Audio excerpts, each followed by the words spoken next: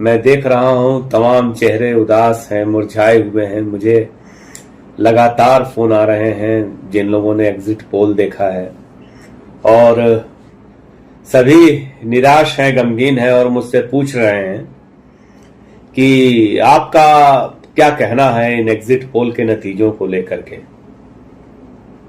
मैं पिछले लगभग 2.5 दशकों से 25 सालों से हिंदी पत्रकारिता में हूं और मैंने तमाम एग्जिट पोल होते देखे हैं, तमाम एग्जिट पोल का हिस्सा रहा हूं। एक बात आप सबको बतानी बहुत जरूरी है कि जो एग्जिट पोल का तौर तरीका है हिंदुस्तान में, वो बहुत कुछ यूरोपियन देशों की तरह है, लेकिन उसके साथ भी इसमें बेईमानी बहुत भरी हुई है, बहुत ज्यादा बेईमानी भरी हुई है।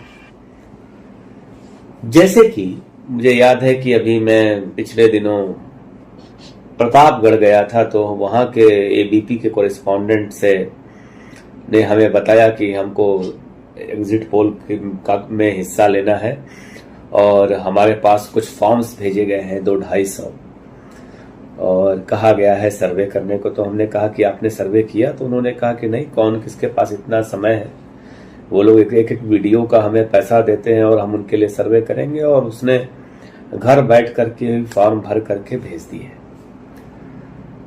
किसी एजेंसी ने ये तो किया कि कम से कम फॉर्म भेजवाया वहां तक। आमतौर पे घर पर ही बैठ करके या फोन के माध्यम से सर्वे कर लिए जाते हैं। जो यह वीडियो देख रहे हैं, आप लोग खुद बताएं, क्या आप लोगों से कभी किसी एग्जिट पोल वाले ने मुलाकात की?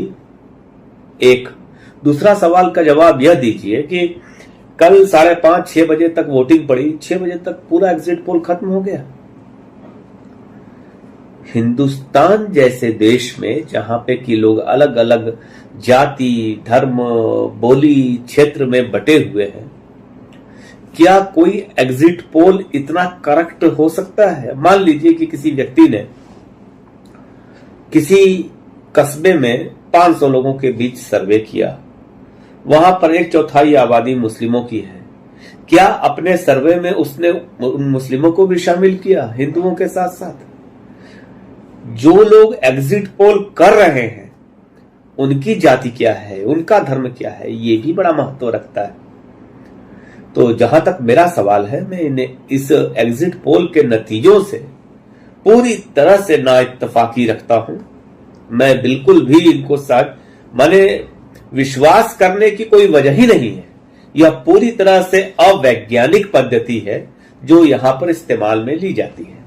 और ये चुनाव के जो पिछले चुनावों के तमाम नतीजे हैं इस बात को साबित कर चुके हैं कि एग्जिट पोल बार बार गलत साबित होते हैं। अभी आपने देखा कि जो 5 राज्यों का विधानसभा चुनाव हुआ था छत्तीसगढ़ को लेकर के, उसके आकलन पूरी तरह से गलत रहे, पूरी तरह से फर्जी रहे।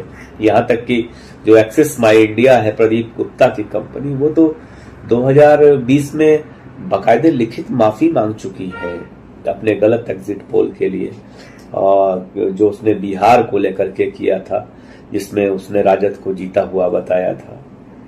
सिर्फ उस वक्त ही नहीं, एमसीडी के चुनाव में, हिमाचल प्रदेश के चुनाव में, छत्तीसगढ़ के पिछले साल के इलेक्शन में एक्सिस माई इंडिया गलत साबित हुई। और तमाम जो एजेंसियां हैं उन तो स्टिंग ऑपरेशन में जो न्यूज एक्सप्रेस ने किया था 2014 में, पता लग गया कि पैसे लेकर के मैनिपुलेट करते हैं, किसी के पक्ष में दिखा देते हैं। तो इस पर बहुत ज्यादा यकीन करने की जरूरत नहीं है।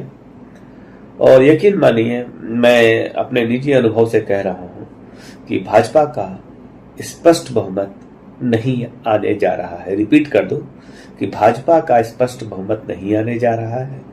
इन कॉन्स्टिट्यूशनल बॉडी है, और अगर किसी को इस बात का शक है कि वोट आखिरकार क्यों बढ़ रहा है, जो फॉर्म 17C है उसमें पूरी जानकारी है कि कितना वोट पड़ा है।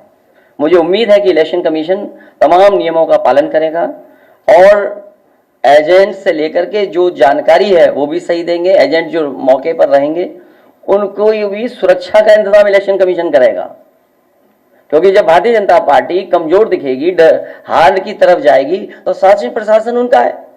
उनकी कोशिश होगी कि एजेंटों को भी डराएं धमकाएं। फॉर्म 17C की कॉपी एजेंटों के पास है, लेकिन उसमें यह भी जानकारी होनी चाहिए आपको कि 17C एजेंट के दस्तखत नहीं होते हैं, लेकिन एजेंट के पास वो फॉर्म 17C होता है, उसे जानकारी होती है कितना वोट पड़ा है। ये हमारी पार्टी के कार्यालय में हमारे पास पूरे हैं, क्योंकि हमें पता था कि बीजेपी किसी भी साजिश षड्यंत्र में शामिल हो सकती है, इसलिए जानकारी पूरी हम लोगों ने डे 1 से रखी।